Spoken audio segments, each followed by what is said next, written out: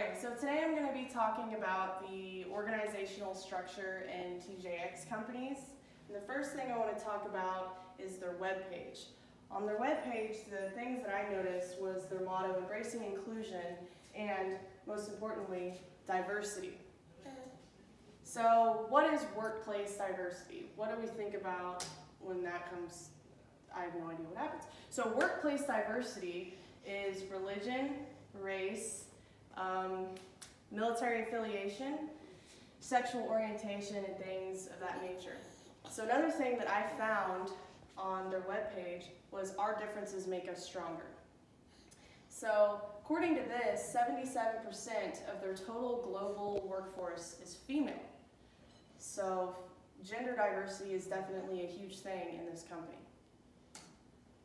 Here's a more exact ratio from the female to men promotions that were given over a 3-year period. 76% of promotions went to females.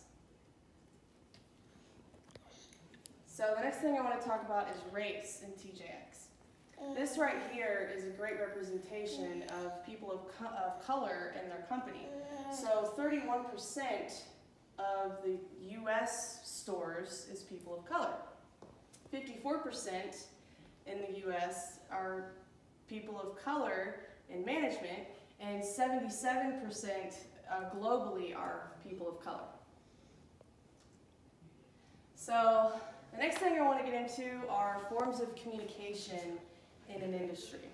So the first form that we got here is upward communication and then downward communication.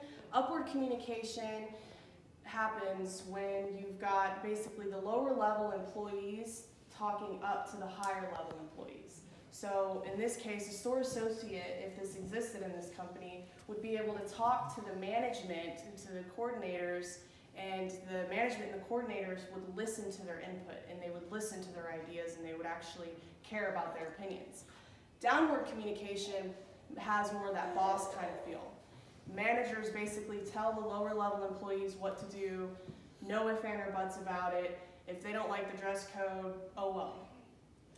The last one is horizontal communication, and this occurs when equal levels of positions are able to talk to each other. So a great example of that would be teachers. Teachers talking to each other, you know, like 2 third-grade teachers talking about how to make this homework assignment or this test for their students. So in this company, the communication channel is downward communication. So as you see up here at the very top, board of directors, they are the people that make all the rules.